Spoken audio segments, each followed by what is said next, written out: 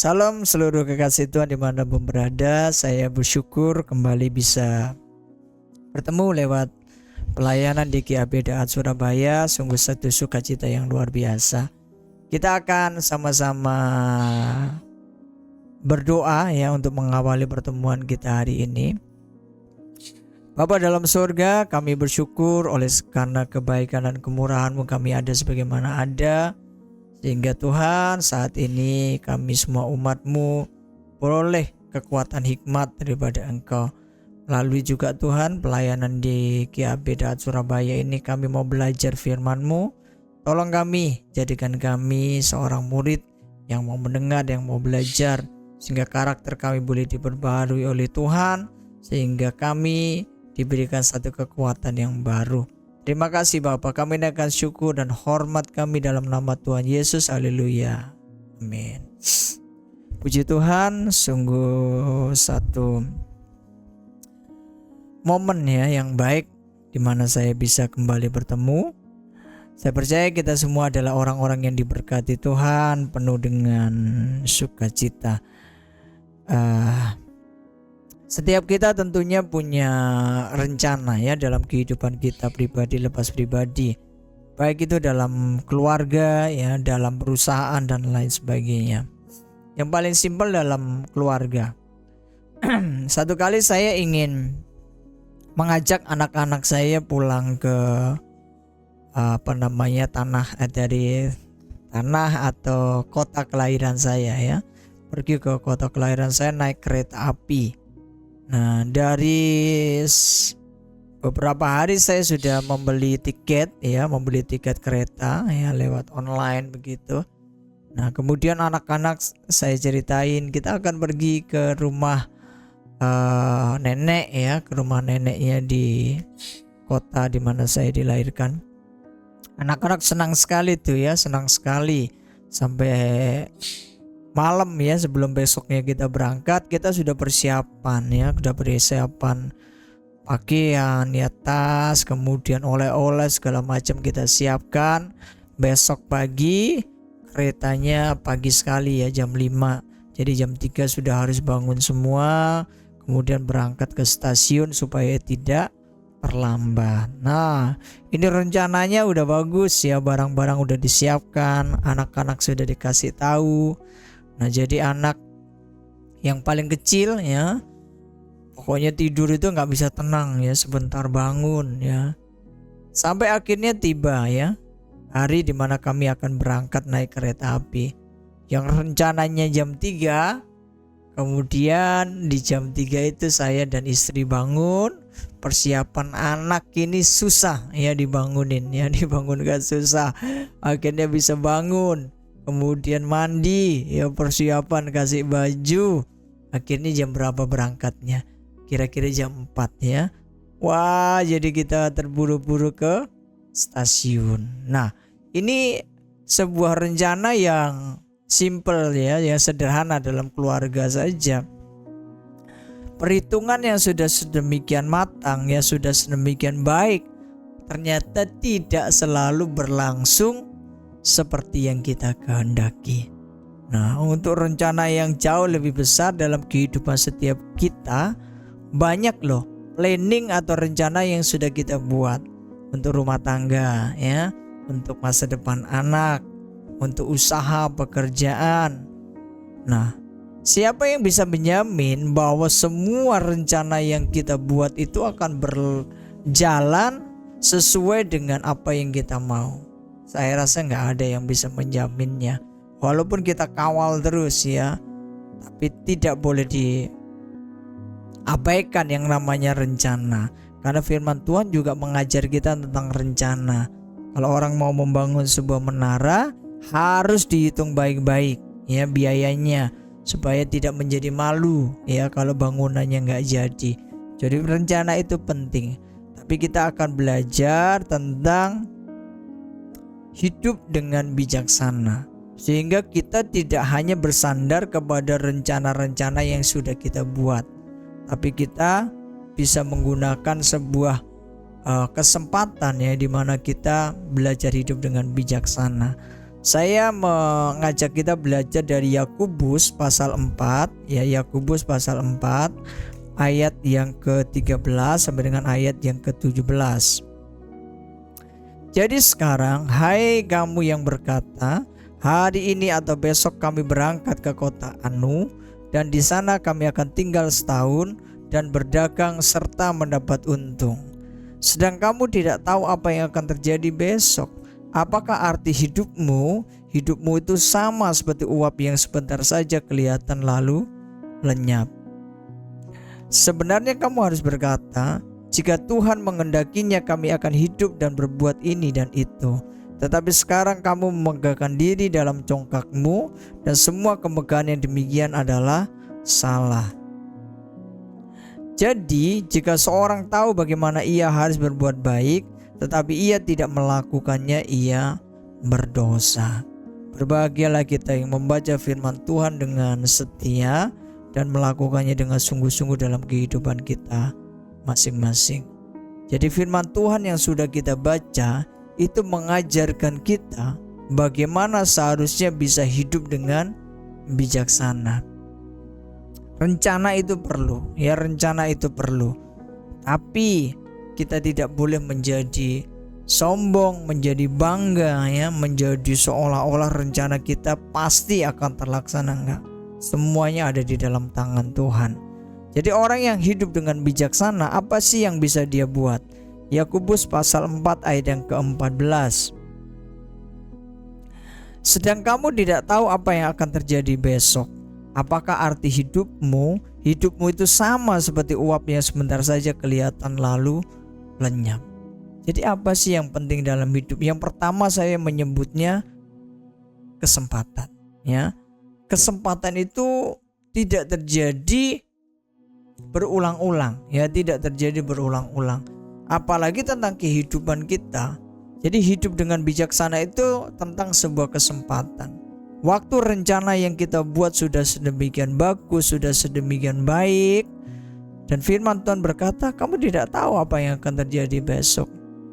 Jadi kesempatan yang kita miliki ini harus kita pergunakan dengan optimal. Harus kita pergunakan semuanya untuk kemuliaan nama Tuhan.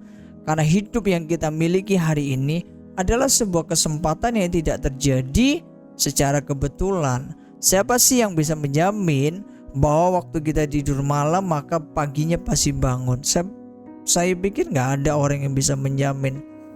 Makanya waktu kita istirahat malam, kemudian kita bisa bangun di pagi hari, itu adalah sebuah kesempatan yang Tuhan berikan kepada kita.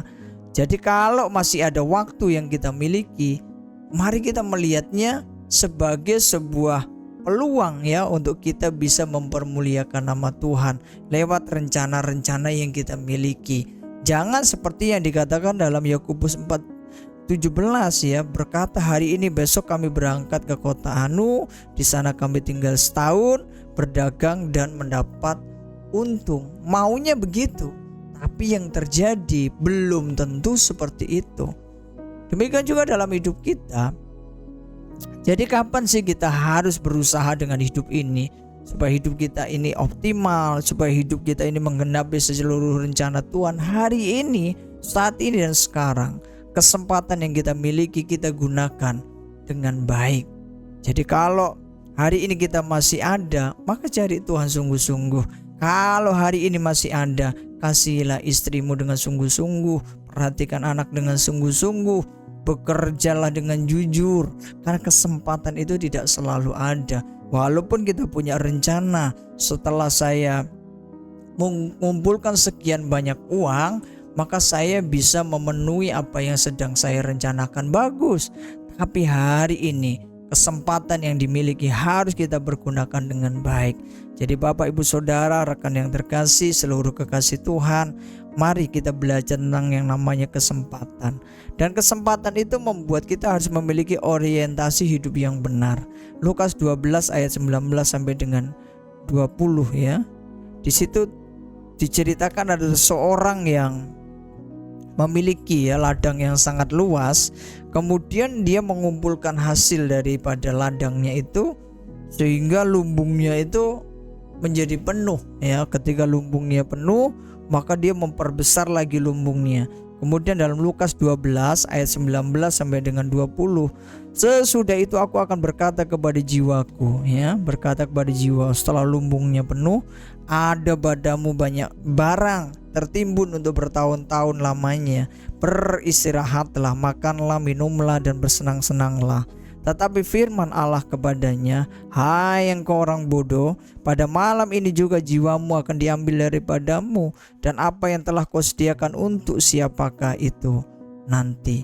Orientasi hidup itu berbicara tentang kesempatan yang kita miliki. Selagi hari ini kita punya kesempatan, badan kita sehat, maka disinilah kita akan menggunakan tubuh yang sehat ini untuk melayani Tuhan, untuk melayani orang lain. Jadi hari ini kita punya kesempatan, keuangan kita baiklah walaupun tidak banyak, tapi kita punya kesempatan untuk kita bisa memberi, memberkati orang lain, mendukung pelayanan dan lain sebagainya, memperhatikan anak. Anak perlu kita mungkin mengeluarkan uang kita ya, mengajak anak untuk menikmati waktu bersama dengan keluarga. Nah, orientasi hidup itu harus kita miliki dengan satu fokus terhadap kerajaan sorga, kerajaan Allah. Dan kalau itu ada, maka kita disebut orang yang hidup dengan bijaksana. Kesempatan dengan orientasi hidup yang benar. Jangan seperti yang dikatakan Tuhan dalam Lukas 12 ini. Kalau orang sudah memiliki ladang yang luas, dia kumpulkan barang, kumpulkan hasil daripada ladang. Segini cukup belum, segini cukup belum lagi, segini cukup belum lagi, sampai dia berbesar gudangnya. Ketika gudangnya besar, semua yang ngumpul di situ, Tuhan bilang, hai orang bodoh, malam ini juga semua yang ada padamu ya, jiwamu akan diambil daripadamu. Jangan sampai waktu kita sudah memiliki kesempatan yang Tuhan beri dengan kesehatan, dengan semua peluang yang kita miliki, kemudian Tuhan menambahkan berkat kita secara finansial, semuanya Tuhan beri ya, segini cukup belum, segini cukup belum. Sampai akhirnya apa yang terjadi? Kesempatan yang kita miliki, kita gak datang beribadah. Kesempatan yang kita miliki, gak ada waktu untuk anak karena kerja dan semua waktu kita pakai karena belum cukup juga. Nah, kemudian orientasi hidup itu harus kita arahkan sesuai dengan kehendak Tuhan, yaitu untuk mencari kerajaan Allah dan kebenarannya. Ini yang perlu untuk kita perhatikan dari Yakobus pasal yang keempat tadi, bahwa orang yang sudah punya rencana untuk pergi ke luar kota kemudian berdagang akan dapat untung. Tuhan justru mengatakan orang itu gak bijaksana karena gak tahu apa yang akan terjadi besok. Jadi orang yang hidup dengan bijaksana bicara tentang kesempatan. Dalam kesempatan itu kita harus memiliki orientasi hidup yang benar. Untuk apa kita hidup? Untuk apa kita punya kekayaan? Untuk apa kita punya waktu? Untuk apa Tuhan memberikan kita sebuah kesehatan yang baik? Yaitu untuk mempermuliakan nama Tuhan. Kapan? Sekarang, selagi kita ada. Kapan? Selagi kita diizinkan Tuhan bangun pagi. Ini kesempatan. Dan yang kedua, apa sih yang kita pikirkan tentang hidup bijaksana? Yakobus 4 ayat yang ke-15. Sebenarnya kamu harus berkata, jika Tuhan mengendakinya kami akan hidup dan berbuat ini dan itu. Perhatikan. Orang di dalam Yakobus pasal 4 dengan kesombongannya, kebanggaannya berkata, oh saya punya planning yang bagus, saya punya perhitungan yang bagus, saya akan berdagang 1 tahun, pasti dapat untung. Nah, ini manusia. Jangan sampai kita hanya membanggakan rencana-rencana kita, tapi kita mengakui bahwa seluruh kemampuan itu datangnya dari Tuhan. Jadi orang yang hidup dengan bijaksana adalah orang yang memaksimalkan kemampuan yang Tuhan berikan. Yang pertama adalah kesempatan, yang kedua adalah kemampuan. Jadi semua yang kita miliki ya, seluruh kesehatan, seluruh kepandaian, seluruh hikmat, seluruh harta yang kita miliki, itu adalah kemampuan dari Tuhan. Dan kemampuan itu harus kita pertanggungjawabkan di hadapan Tuhan. Ini harus kita ingat. Jangan sampai posisi yang kita miliki membuat kita menjadi orang yang semena-mena. Jangan sampai semua yang kita miliki dengan harta yang kita punya, kita memuaskan apa yang kita mau. Tapi mulai kita melihat bahwa kemampuan ini semua datangnya dari Tuhan. jika Tuhan menghendaki, kami akan hidup berbuat ini dan berbuat itu. Jadi kalau kesehatan ini datang dari Tuhan, kita lihat kemampuan ini untuk apa? Sehat ini mau kita gunakan untuk apa? Oh, selagi saya punya kemampuan, saya ingin membantu ya pekerjaan Tuhan. Selagi saya punya kemampuan, saya ingin melayani Tuhan dengan apa yang saya bisa. Itu bicara kemampuan. Waktu kita ngomongnya masih bagus, masih lancar, maka kita bisa mengajar anak, kita bisa mengajak anak berbicara, ngobrol, sharing, banyak. Ini bicara kemampuan. Kapan kemampuan itu akan terus kita miliki? Selama ada Tuhan memberikan kepada kita. Karena tidak selalu. Ada waktunya loh kemampuan kita menjadi menurun. Daya ingat kita mulai menurun. Kita mungkin gak secerdas waktu kita masih muda, masih fresh. Jadi waktu kita masih gampang untuk menyimpan pengetahuan. Di situ kita share, kita bagi semua yang kita tahu, apa yang kita bisa ajarkan kepada orang lain. Itu bicara kemampuan. Orang yang hidup dengan bijaksana, dia akan menggunakan kemampuannya. Ya, menggunakan kemampuannya untuk dia menyenangkan hati Tuhan. Dan disinilah kita bicara tentang pentingnya memiliki motivasi hidup yang benar. Ya, tadi itu orientasi hidup. Yang kedua adalah motivasi hidup yang benar. Markus 12 ayat 30 dan 31. Kasihilah Tuhan Allahmu dengan segenap hatimu dan dengan segenap jiwamu dan dengan segenap akal budimu dan dengan segenap kekuatanmu. Dan hukum yang kedua ialah kasihilah sesamamu manusia seperti dirimu sendiri. Tidak ada hukum yang lebih utama daripada kedua hukum ini. Dan ini core-nya ya, intinya ya daripada seluruh berita firman Tuhan ya, bahwa Tuhan itu mengajar. Waktu Tuhan Yesus berkata, hanya tergantung dalam dua hukum. Satu, kasihilah Tuhan Allahmu. Kedua, kasihilah sesamamu manusia. Jadi disinilah motivasi hidup itu kita letakkan. Untuk apa sih ada kemampuan yang kita miliki? Yang pertama untuk mengasihi Tuhan. Yang kedua untuk mengasihi sesama kita manusia. Kalau dua perkara itu ada, seberapa kaya pun Tuhan kasih kepada kita, kita gak akan jatuh dalam dosa. Karena kekayaan itu dipergunakan untuk mengasihi Tuhan, dipergunakan untuk mengasihi sesama manusia. Oh, saya menjadi pintar. Kepintaran kita yang hebat, yang bagus, tidak akan membuat kita jatuh dalam dosa dan menjadi sombong. Karena dengan kepintaran itu kita akan mengasihi Tuhan, kita akan mengasihi sesama. Demikian juga dengan kesehatan yang bugar,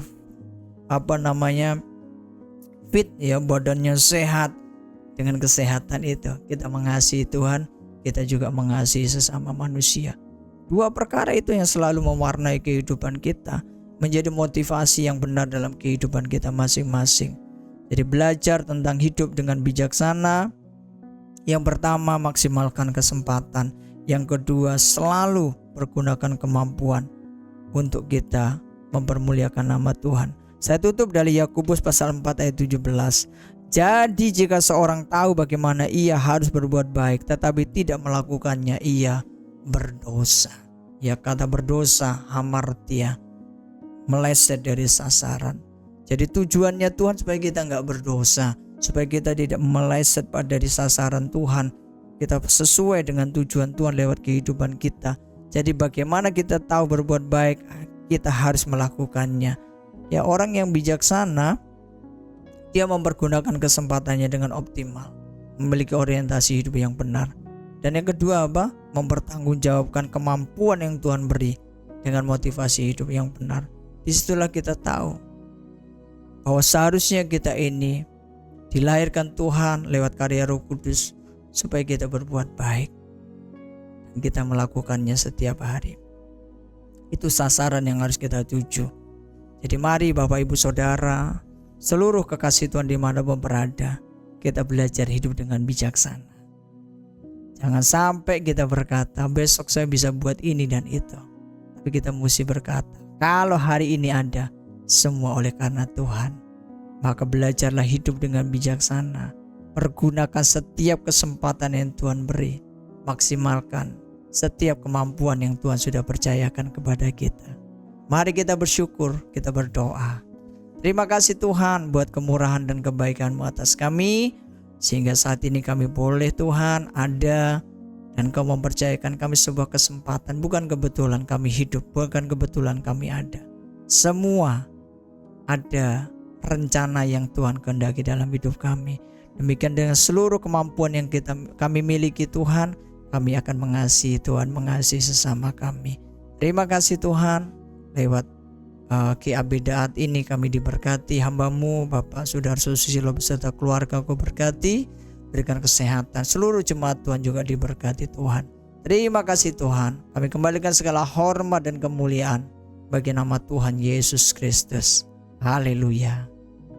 Amin.